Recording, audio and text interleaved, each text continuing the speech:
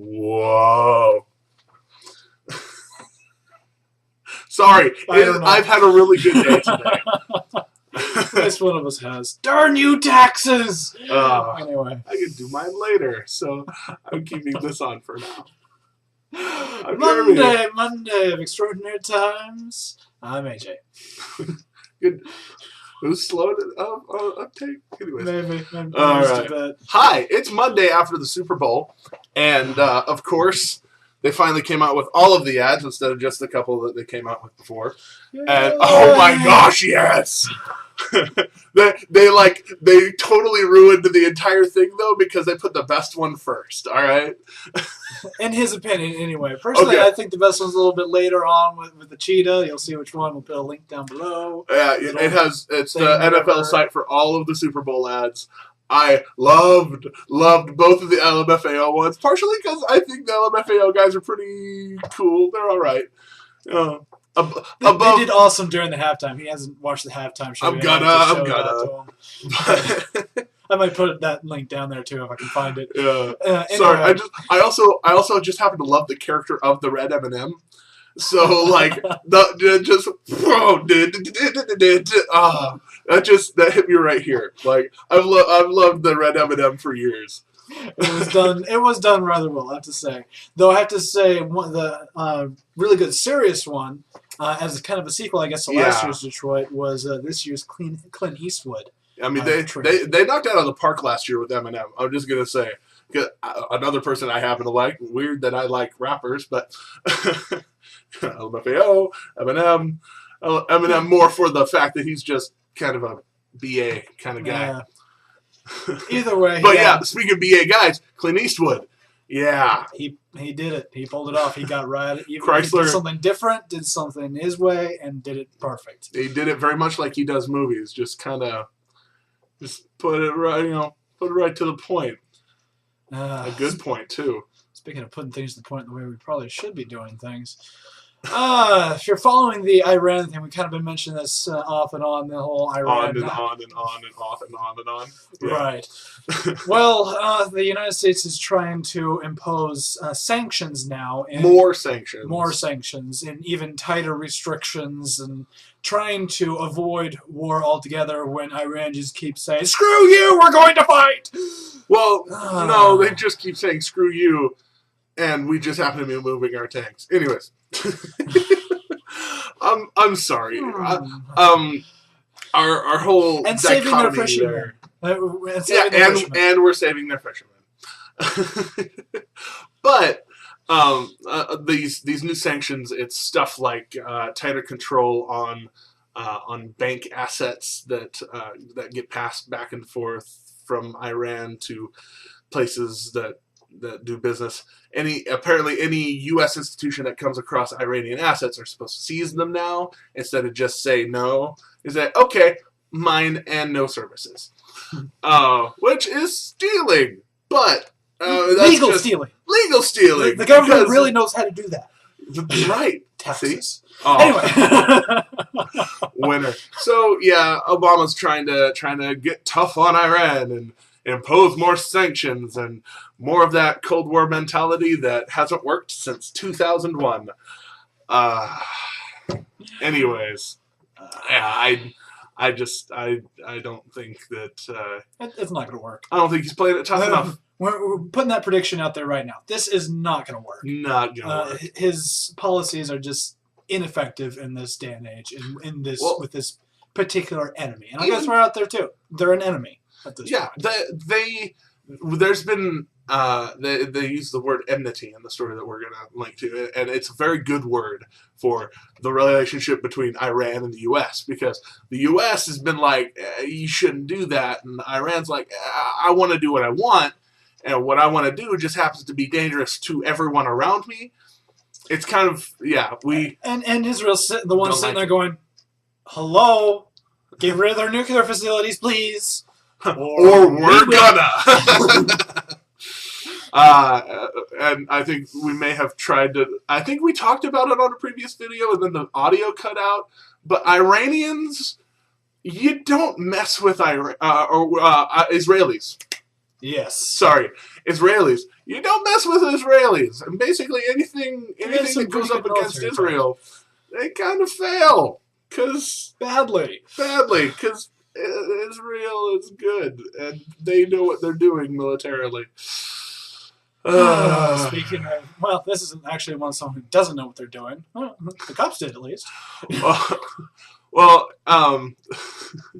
I think this is out of North Carolina, if I'm doing my geography right.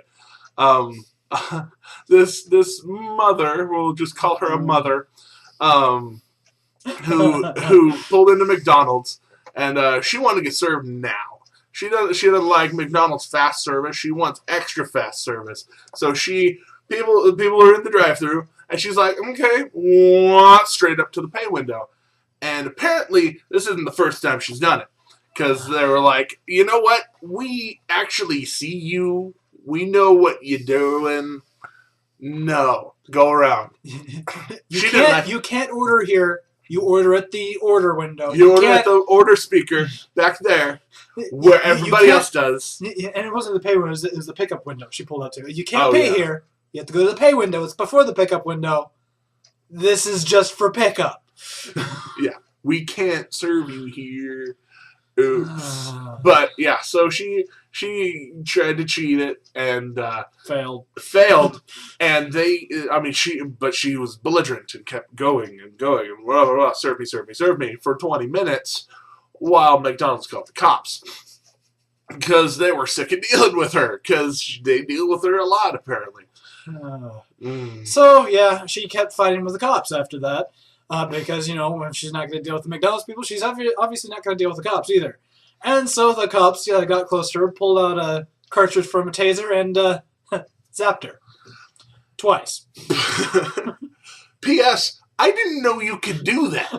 Apparently, it's like a 9-volt. You know how 9-volt batteries are with the little two things on top, and you plug it in and makes your things work. Well, apparently that's kind of the way it is with the taser, except when you take the taser one off, you go, and it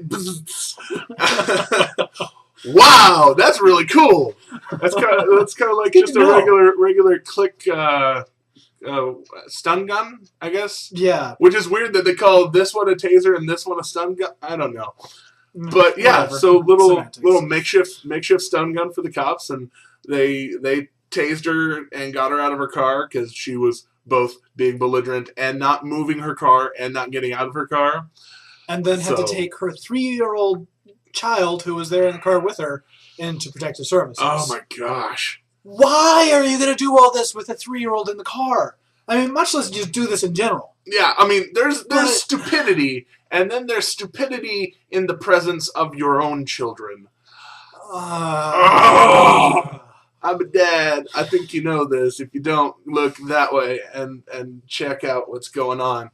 But I hate both belligerent and stupid and dangerous parents. Like all three. I said both, but all three. They make me angry. And I just, you don't really see him angry. You wouldn't like me when I'm angry. Anyways, yeah. So I'm really glad she got tased. And charged with second-degree trespassing, which they don't treat lightly. Oh, stupid people are funny. Thank you, North Carolina cops. Thank you, North Carolina. We love you. And P.S. to my homies in North Carolina, you know who you are. Family. Anyways. Nice. And we decided today to close with the coolest thing ever! Something I would never be able to do myself at all. I would poo. In the act. I would die. Heart attack. He would have a heart attack all the way down. Even at post-exercise and diet that we're doing here, yeah, I'd full health. 10 pounds a week! What up? Anyways, I'm really happy. I'm really excited.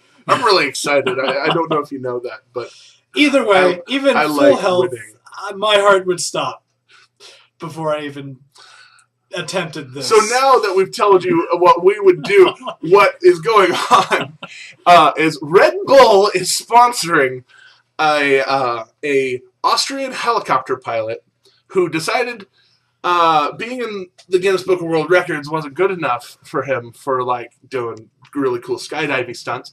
He is going to take a balloon up to 120,000 feet. Almost 23 miles. By the way. And jump.